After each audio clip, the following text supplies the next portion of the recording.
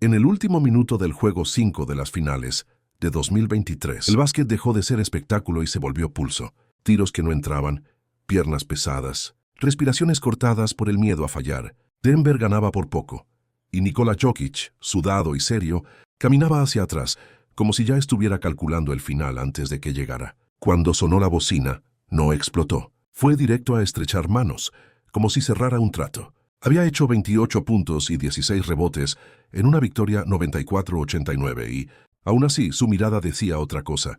Terminamos el trabajo. La ciudad gritaba su nombre.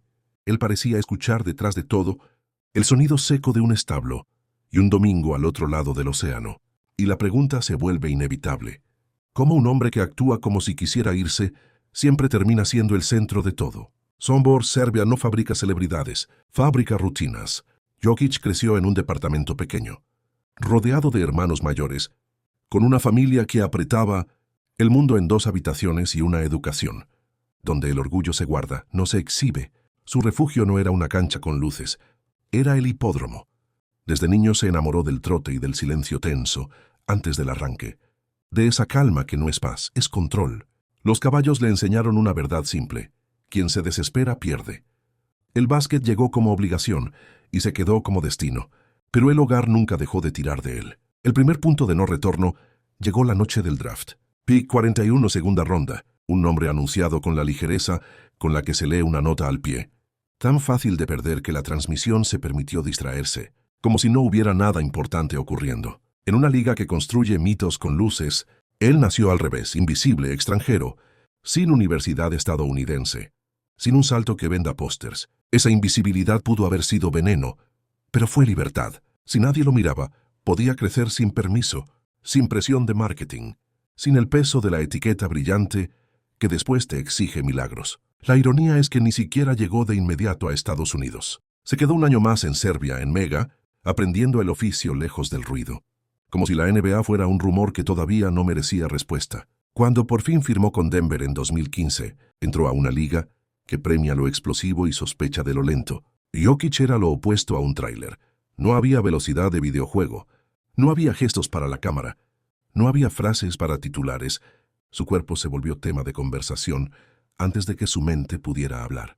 Lo llamaron pesado, lo midieron con burla, lo leyeron como error. Y ahí nació el conflicto constante.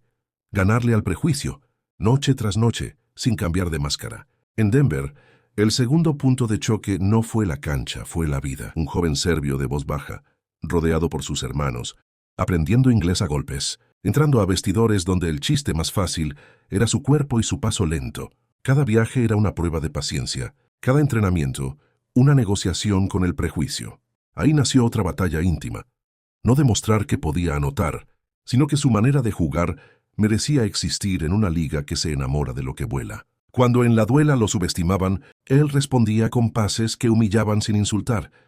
Y esa elegancia, a veces, dolía más que un mate. Pero el balón le obedecía, y eso cambia jerarquías. Jokic no atacaba el aro, atacaba el mapa. Desde la punta de la llave, con la pelota en una mano como si fuera algo ligero, podía convertir a 5 defensores en extraños. Un amague mínimo bastaba para romper un esquema entero. Un pase a una esquina podía sentirse como traición perfecta, porque llegaba medio segundo antes de que el receptor supiera que iba a correr. Y cuando los rivales por fin entendían que el pase era el verdadero disparo, ya era tarde. El juego se había reescrito alrededor de él. Denver, mientras tanto, era una franquicia acostumbrada a promesas rotas. Construían, caían, reconstruían. Jokic crecía sin hacer ruido, con la paciencia de quien no necesita convencer a nadie. Su alianza con Jamal Murray fue una complicidad, casi íntima. 2 jugadores que se entienden sin hablar, que convierten un pick and roll en una conversación secreta. Pero afuera la NBA repetía el dogma: si no formas un superteam no existes. La duda siempre estaba lista, como una sombra detrás de cada victoria. Es brillante, hasta que lo muerdan en playoffs. Y ese hasta qué es un veneno que se mete en las paredes. El segundo punto de no retorno llegó en 2020, cuando la temporada se convirtió en encierro y los playoffs se jugaron sin público, como un experimento de supervivencia. Denver quedó abajo 3-1, luego quedó abajo 3-1 otra vez, 2 veces al borde del abismo en la misma ruta. La primera remontada ya era improbable. La segunda fue una declaración de carácter. Jokic no cambió el rostro, cambió el resultado.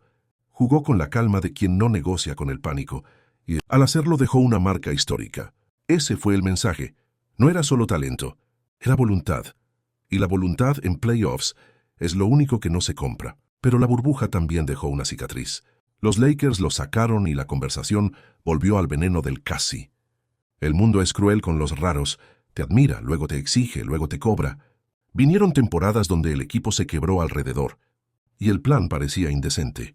Que un solo hombre sostuviera una franquicia entera, mientras los demás caían. En ese desierto, Jokic ganó el premio al mejor y luego lo ganó otra vez. No son trofeos ligeros, son reflectores que te siguen a donde vayas.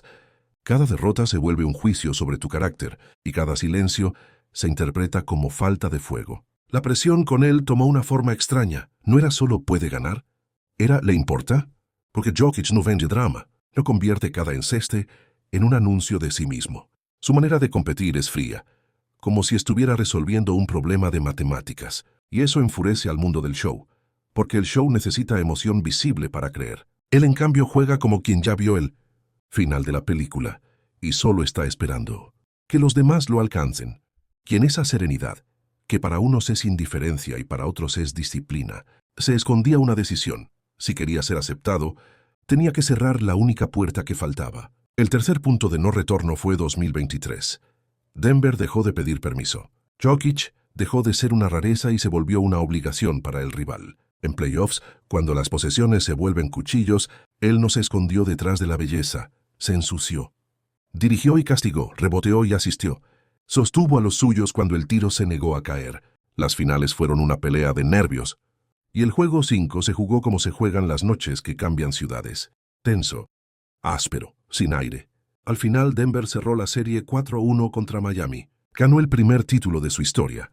Y el gigante que juega como base convirtió su anomalía en coronación. Y entonces vino el giro más revelador. El campeón no quiso quedarse en la fiesta. Quiso irse. Habló de volver a casa, de Serbia, de caballos, de domingos. Era como si la NBA hubiera puesto un trono, y él lo mirara como un asiento prestado. Un superestrella que no pide adoración es un error del sistema. Esa distancia, esa negativa a convertirse en personaje, lo protege y lo condena. Lo protege porque lo mantiene cuerdo, porque le recuerda que el básquet es trabajo y no religión. Lo condena porque la liga necesita narrativas fáciles. Y Jokic es incómodo.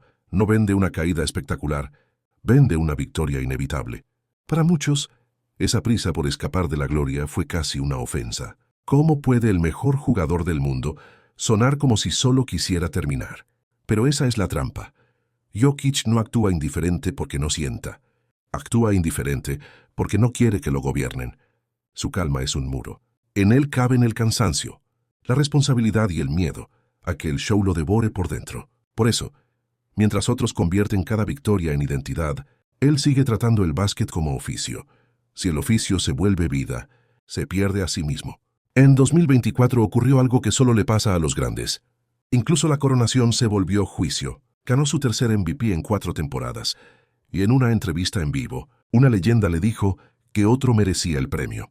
No fue una discusión de números, fue una prueba de ego. Jokic respondió con humor seco, sin levantar la voz, como si supiera que la grandeza también se mide por cómo recibes el golpe. Ese instante dejó otra verdad.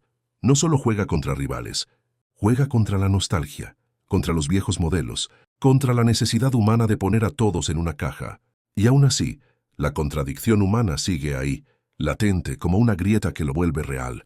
El hombre que quería volver a casa también dijo que su plan era quedarse en Denver para siempre. Entre el establo y la montaña, entre Sombor y la altitud, Jokic vive partido, y quizá por eso es tan peligroso. Juega como quien no se aferra a nada, como quien no teme perder porque no se define por el ruido. Su legado no es solo un campeonato ni 3 premios.